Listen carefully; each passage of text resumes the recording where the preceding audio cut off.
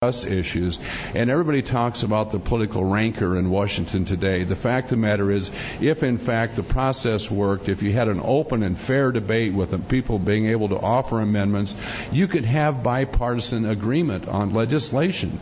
But to just jam stuff through with no debate, and the cap and trade bill, they offered on this over 2,000-page bill to begin with that was written in the Speaker's office. At 3 o'clock in the morning, they offered a 300-page amendment that we were to vote on at 9 o'clock the next morning. And no one knew what was in it. No one had a clue what was in it. And that's where you get all the crazy items that people get so upset about they're attached when they're in the cover of darkness, and no one has a chance to study and read or figure out the ramifications. Why is that legal? Because they write the rules. The Speaker controls the Rules Committee that determines how any piece of legislation is brought to the floor of the House. But they would say, well, it would be the same if Republicans were in control. No, it will not be. I can guarantee it. The Minority Leader Boehner and I have had many long discussions about this, and we're both in total agreement that, sometimes if you have an open and fair process, you can win by losing. I mean, if you have a process that allows everyone to participate. My district, the district here in Des Moines, every district in the state of Iowa was shut out of the process. It's not fair. It's not right. If you take a vote, the majority wins, that's one thing. If you have a speaker dictating to the Congress as to what is going to be in legislation, bills brought to the floor under what they call a closed rule, which means no amendments, no rights of individual members to offer to do anything. Yeah. It's wrong. Well, speaking of Massachusetts, they decided the other day to bypass the Electoral College. They decided they're going to go with a straight majority vote, and they want the rest of the country to do exactly the same. If you don't think we have a voice now, right, we would not even be the flyover zone if that would happen. That's exactly right. I mean, that is an affront, especially to any smaller states. It basically does away with the Electoral College. That's what they're hoping to do. Wait, it does not give the states' rights the weight that it should as far as electing. And it bypasses the intent of the Constitution. Absolutely. I need to take a short time out. We'll open the phone lines too. Congressman Tom Latham is here in the studio. And if you would like to change the direction of the conversation, where time is limited, so hustle, 284-1040 or 800-469-4295, broadcasting live from the Iowa State Fair. From the Crystal Studios at the Iowa State Fair, I'm Jan Mickelson. We're talking with Congressman Tom Latham, talking about the economic and political travail the country is in here at the moment. There are some serious economic issues that are affecting us, and safety net issues, unfunded liabilities, pension obligations. You've got Medicaid, Medicare, and Social Security, all of which right now appear to be unsustainable. Has the train wrecked, or is it just wobbling around the tracks right now? Well, in a lot of ways, it has wrecked already. When we talk about the national debt being about to $13.2 trillion, up about $2 trillion in the last 18 months. But that is really scratching the surface. We have over $100 trillion of liabilities that are unfunded out there. When we talk about government employee pensions, when we talk about military pensions and military health care for the veterans, when we talk about Social Security, when we talk about Medicare, when we talk about Medicaid, these things are unfunded liabilities out there, are not counted in the national debt, and we're going to have to come up with the money somehow to meet these obligations. The Chinese are cutting us off, and they're lecturing our Treasury Secretary on fiscal responsibility. And we're now monetizing our debt, right. And that means we're paying for our debt with more debt. Right, and the Federal Reserve is buying our debt now. They now. Promised us that they were not going to do that. Right. And that means the value of the dollar, internationally, obviously, is going to go down. If you look at the situation in Greece when they, in essence, went bankrupt, we're to that tipping point here. If we don't do something now, even if you did something now, what would it look like? Well, I think you've got to, as far as the entitlements, you have to look at when people talk about sitting down, having an adult conversation about the reality of the fiscal situation that we're in, so that we can not hurt people who are currently in the system, there's some way we're going to have to adjust going forward so that it can be sustainable. Social Security this year will pay out more money than it takes in for the first time in history. And the baby boomers are not even in it yet. Right. And they haven't even started yet. Right. And when in the next 2 or 3 years, baby boomers are going to be, and that's about 70 more million people. They're just starting right now. Right. Are at the very worst possible time. Right. Where we're going to be diving into the Social Security safety net. Right. When the net's already got a hole in it. Well, and people have to remember the Social Security Trust Fund, there are IOUs in that. Back since fiscal year 1969, when we went to the, quote, unified budget, at that time President Johnson used it to cover up the cost of the Vietnam War, that it has been all put together, the money taken out of Social Security. There is not one dime in that trust fund.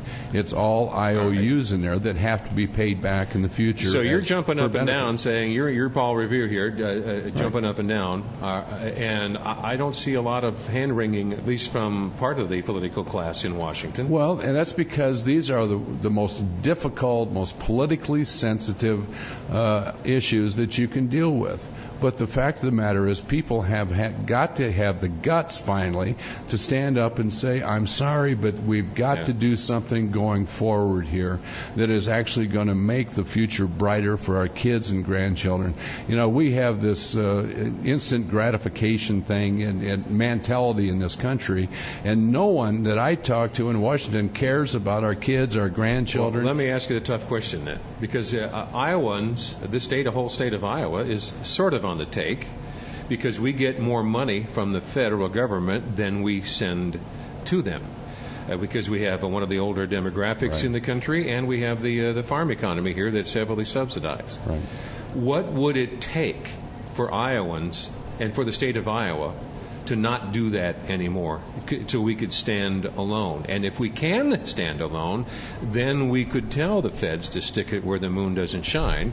But until we are actually an independent, self-supporting state, we can't make a lot of noise, because you're going to go back and ask them for reimbursements for Medicare and Medicaid. You're going to go back there and say our farm economy needs a safety net. And they're going to, if you stomp and scream and make a big fuss about how irresponsible they are, they're going to say, well, how come you guys in Iowa aren't standing on your own 2 feet? And that's only half an argument. Yeah.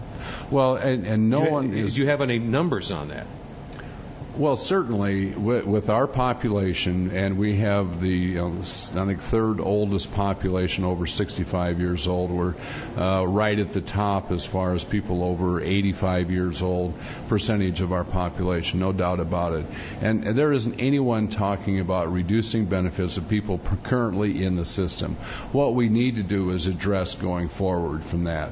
People who are not in the system, who the expectation that they will understand, we've got to have... I know you're not. You're trying not to scare anybody. I appreciate that. So, but how are we going to be able to be an adult population here in Iowa as long as we have to ask and beg Washington for a part of our productivity? Well, I think you have to encourage people to be self-reliant, to understand, to put incentives in place for their own retirement savings.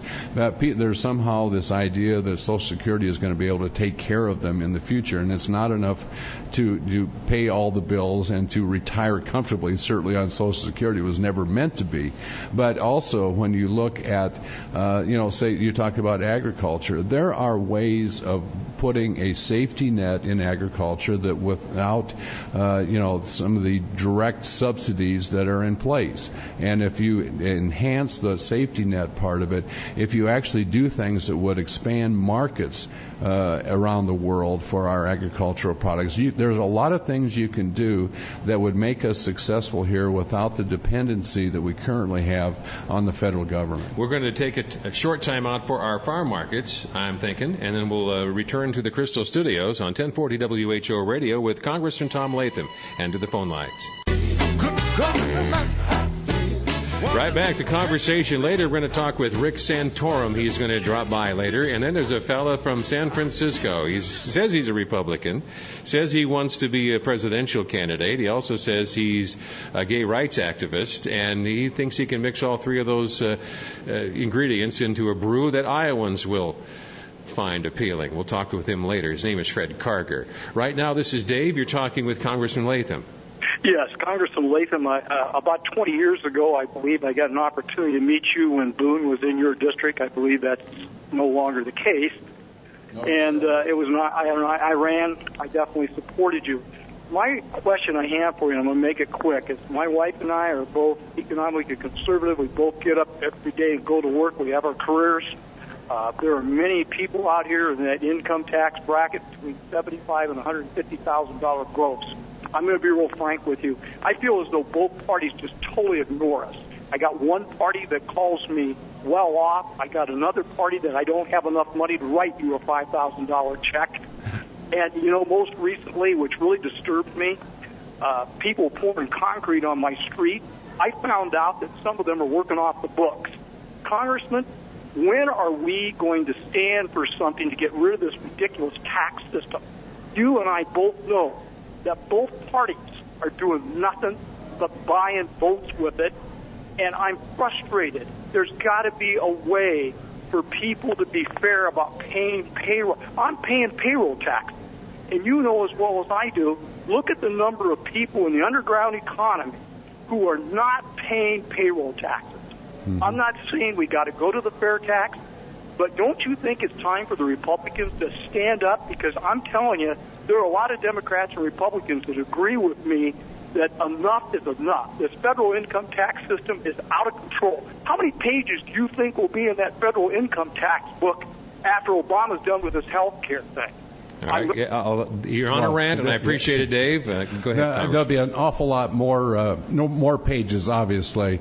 And Boone is still in my district, always has been. I'm very proud to represent the folks up there. But let me just say, until we do away with the IRS itself, you're not going to be able to replace it. What you don't want is just a second tax, and that's one of the proposals that a lot of people believe is going to come out of the president's commission on the deficit, is a value-added tax, which is a hidden tax through the process of while everything is manufactured, it's taxed at each level, similar to what they do in Europe today. But what we need to do is replace the IRS, the whole tax code, and then you can talk about going forward with a different form of tax that is fair, that reflects exactly, whether you talk about consumption, whether you talk about a flat tax, but you cannot continue with what we have and then pile another one on top of it.